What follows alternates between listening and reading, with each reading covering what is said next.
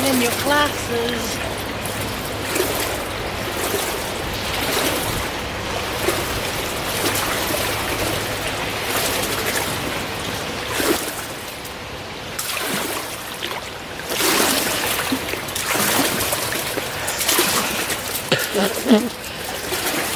I want one of these pools at my house. I don't quite know how I'm going to do without a swimming pool after 9 days of one swim every day. Well, not one swim every day, but I'm going to start my day with a swim, have morning tea with a swim, lunch with a swim, and after dinner with a swim. Oh yeah. This is a nice pool. This pool looks out onto an exercise pavilion and then the sea. The beach here isn't a great beach if you like sandy white beaches, but I don't mind soft stone beaches at all, especially when you go out a few feet and you can see fishies with your mask on. I've had a nice time in Bali. We came to Bali because my cousin Christopher got married. Christopher was page boy at my wedding 35 years ago, and here he is now in his early 40s getting married himself. He's been with his partner for over 10 years, so it's not really a surprise or anything, but it was a really lovely destination wedding. So there were about 100 guests, and we all flew in from different parts of the world, New Zealand, Australia and parts of Europe, and to celebrate with Christopher and Kylie and their two sons, Finn and Tully. I couldn't wish for a better holiday with people that I just adore. So it was the farm people. If you remember the farm people, my Auntie Pat and my Uncle Chris. I should stop moving because I suppose all you can hear is water lapping over the edge of the pool. Stop swimming, Michelle. Can't help it. Okay. So it was a lovely wedding. We've stayed at this is our third villa in Bali, and each have been a little bit different and each have been a little bit the same, and all of them have been really luxurious and lovely for this poor old Kiwi. As I mentioned before, the pools. Oh my god, the swimming pools. This one is a saltwater pool actually, which is really nice. The others were chlorine, but this is a saltwater pool, which I can also highly recommend.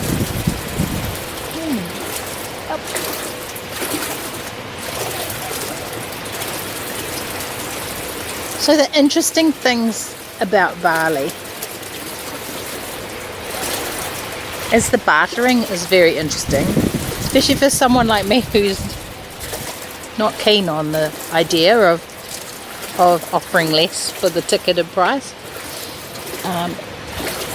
So in two ways it's been interesting. First way is I've had to step up because the Balinese expect to be bartered with. So they expect you to have that conversation with them. The second thing is because of the bartering, and I don't like doing it, I'm not shopping for anything. So that's been really good too. Good for the wallet. That's an interesting thing about Bali, bartering. The people here are beautiful and wonderful. The Balinese people are kind and polite and sweet and generous. Every single one of them. We hired a driver to drive here to this resort, which is at a place on the map called Kubu, but that means nothing to the Balinese and they call it a different name, which I'll insert here because I can never remember it, but I was told it. So originally we thought that we would hire a car and drive up here ourselves. That was until we saw what the driving was like in Bali, which is amazing and is my third interesting point. But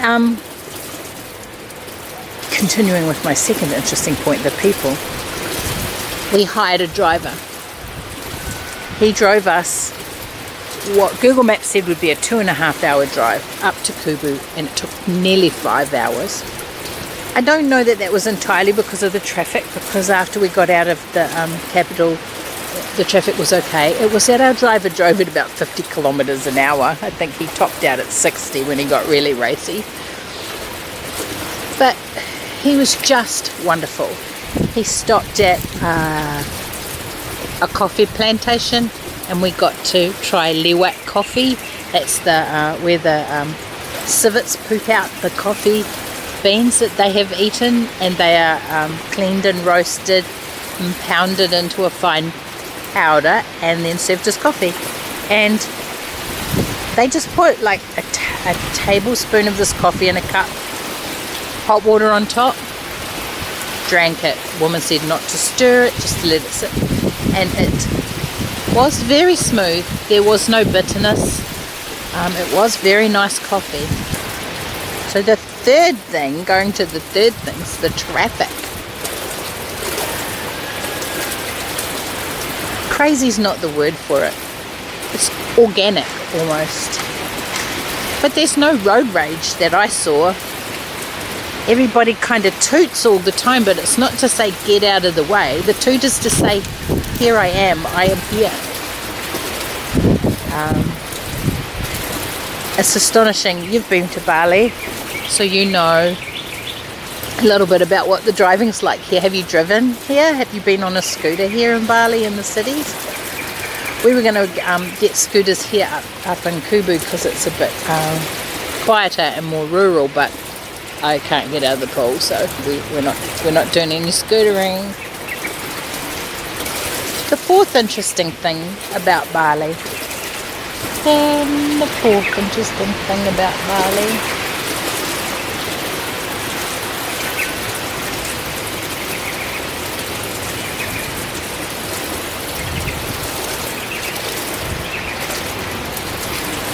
The fourth interesting thing about Bali isn't about Bali, it's about me, as usual.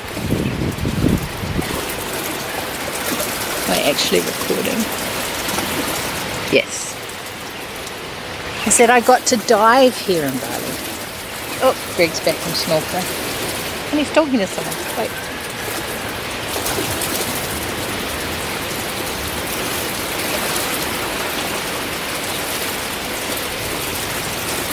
So they have a course here called Diving for Non-Divers. That's me, where they give you some instruction in the pool.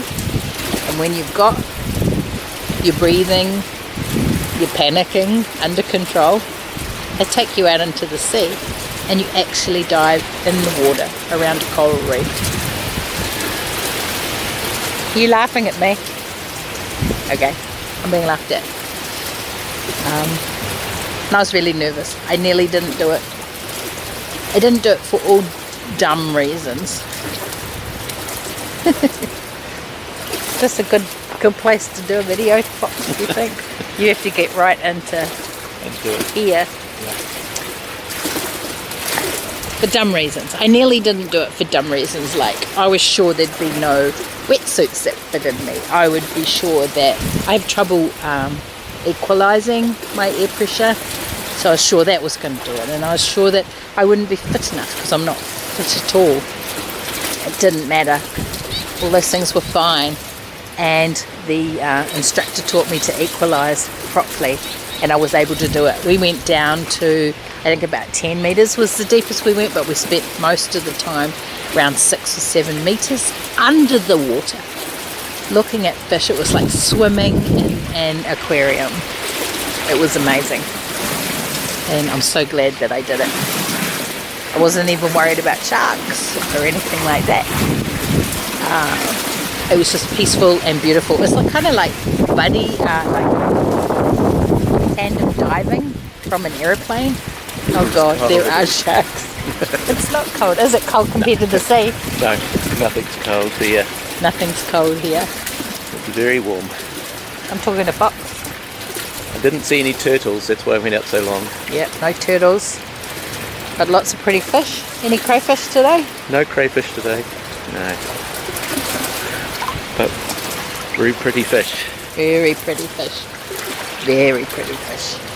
And it was funny for a minute. I thought, oh, I should have bought an underwater camera and I could have taken like some photos or some video to insert here, you know. And then I'm like, Michelle, just enjoy it.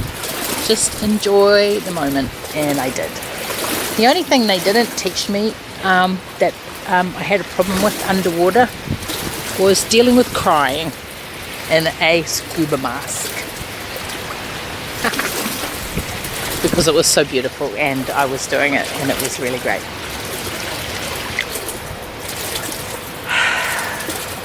Hope you're feeling relaxed, Foxy Woods. I don't have any responses for you at the moment because I've forgotten what we're talking about. I'll see you very soon. Next time I talk to you, I'll be in New Zealand, and by all accounts, it's freezing there. That's okay.